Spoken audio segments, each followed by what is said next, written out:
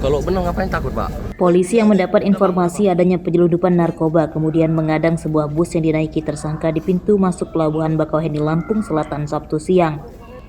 Polisi menggeledah para penumpang dan barang bawaannya. Benar saja, salah satu penumpang bus bernama Wira kedapatan membawa 1,5 kg sabu-sabu yang disembunyikannya di tas ranselnya.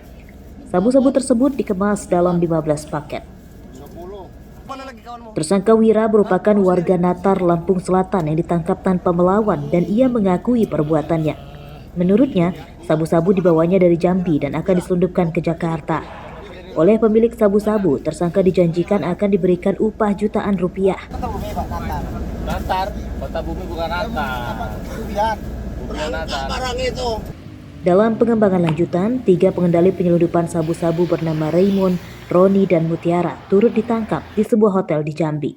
Mereka kini ditahan di Mapolda Lampung. Sebuah bis di mana saat itu diperiksa drivernya atau pengendaranya atas nama saudara W dan ditemukan satu buah tas hitam. Di dalamnya terdapat 15 plastik klip yang berisi seberat 1 kg 513 gram narkotika jenis sabu.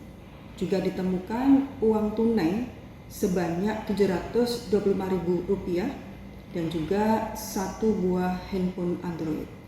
Kemudian melakukan pengembangan, pemeriksaan terhadap driver tersebut dan akhirnya diungkap terdapat 3 orang lagi, yaitu atas nama saudara RE, RO, dan MU yang saat itu berada di Pekanbaru, Riau. Kemudian tim bergerak ke sana dan menemukan ketiga orang tersebut berada di salah satu hotel di Riau, Pekanbaru. Akhirnya mereka berempat, yaitu saudara W, RE, RO, dan MU dibawa ke Dit Narkoba Polda Lampung untuk pemeriksaan lebih lanjut. Penyidikan kasus ini masih akan dikembangkan polisi untuk memburu bandar besar dan penerima sabu-sabu jaringan para tersangka. Babila Ste melaporkan dari Lampung Selatan.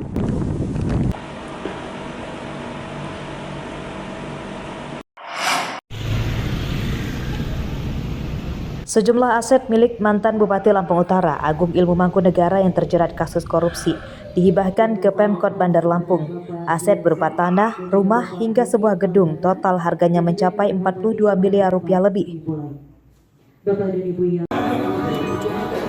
Menurut pihak KPK, hibah aset kasus korupsi dinilai efektif karena tidak semua aset yang disita laku terjual. Pada kasus Agung ini, hanya 5 dari 10 asetnya yang terjual, sehingga perlu ada tindakan alternatif tepat guna untuk memanfaatkan aset yang disita. Mekanisme hibah aset sitaan kasus korupsi diatur dalam Peraturan Menteri Keuangan Nomor 145 Tahun 2021. Sehingga setelah ini, tanggung jawab atas aset termasuk perawatan dan pengamanan sepenuhnya berada di tangan Pemkot Bandar Lampung. Berikan hibah itu melihat kebutuhan dulu. Karena pada prinsipnya hibah itu diberikan kepada pemerintah daerah untuk penyelenggaraan pemerintah berdasarkan kebutuhan, tidak untuk menumpuk-numpuk aset. Itu yang pertama. Kemudian yang kedua, memang dari sisi lokasi sesuai dengan hasil pemantauan kami juga analisis kami lebih pas memang ke Kota Bandar Lampung. Selanjutnya ada aset yang akan Gedung itu nilainya 40,7 M. Nanti ada kenaikan di tahun 2021. Ya, karena ini kan kita appraisalnya dari pemerintah, appraisal nilai pemerintah dari KPKNL Bandar Lampung. Pertama mengucapkan terima kasih kepada KPK yang sudah menganugerahkan hibahnya diberikan kepada Bandar Lampung, dan ini prosesnya panjang sekali dari tahun 2022. Dan kita tunggu-tunggu akhirnya tahun 2024 akhir ini KPK memberikan kepada kita. Harapan kita semua nanti ini bisa kita jaga baik-baik dan juga dimanfaatkan seluruh masyarakat Kota Bandar Lampung, ANS semua yang ada di Bandar Lampung.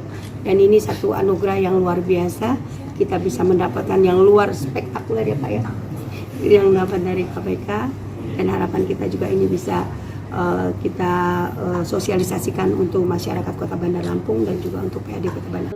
Nantinya aset yang dihibahkan akan dipakai untuk kantor pelayanan publik dan dipantau pemanfaatannya oleh KPK. Jeffrey Arifin melaporkan dari Bandar Lampung.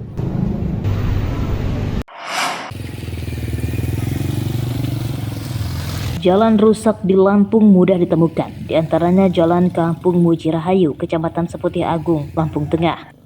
Lebih dari 5 km jalan di desa ini kondisinya rusak parah dan bisa membahayakan keselamatan para pengendara motor dan mobil. Meski rusak parah, namun setiap hari jalan ini ramai dilewati kendaraan warga lokal dan luar daerah karena jalan ini jadi jalur utama beberapa desa lain menuju Pasar Induk Bandar Jaya. Menurut warga, jalan rusak telah terjadi lebih dari 10 tahun dan hingga kini belum ada tanda-tanda akan diperbaiki. Udah lama, puluhan tahun dari arah Donarum itu sampai sini hancur. Oh itu ya. Kalau dia musim hujan gimana, Pak? Ya gelombang-gelombang. Itu ya. Kalau nggak ngati-hati ya jatuh karena nggak kelihatan gelombangnya itu kan dalam. Oh, apa namanya? Sering nggak lihat motor kecelakaan gitu? Ya kalau motor kecelakaan sering. Oh, mobil gitu, Pak. Kalau mobil jarang karena Gitu. mobil kan pelan-pelan betul. Ini Pak, karena kita habis pemilihan bupati nih, harapan dengan Pak Bupati baru gimana, Pak? Ya katanya sih mau dibagusin katanya, Gitu ya. janji-janjinya. Oh, janji-janji dia ya. Kalau udah bagus lumayan Pak ya jalannya ya. Ya kita mau kemana-kemana itu enak Pak. Kalau kayak gini ini tuh lintasnya mau ke candi aja susah.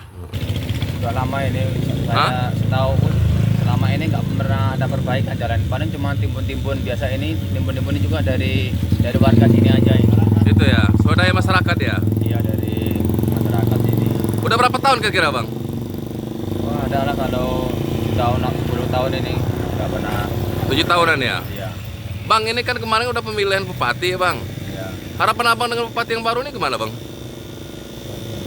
Ya, harapannya semoga ya cepat diperbaikilah jalan ini. Kan sudah terpilih jadi Pak Bupati ya, kemudian cepat diperbaiki jalan ini lah. Itu ya. Ya. Jalan rusak menyusahkan warga. Selain menghambat waktu perjalanan, juga menyebabkan harga bahan pokok dan kebutuhan hidup lainnya lebih mahal dibanding dengan di daerah yang lebih maju. Warga berharap gubernur dan bupati terpilih nantinya segera memperbaiki jalan ini supaya aktivitas warga bisa lebih mudah. Ardi Yohaba melaporkan dari Lampung Tengah.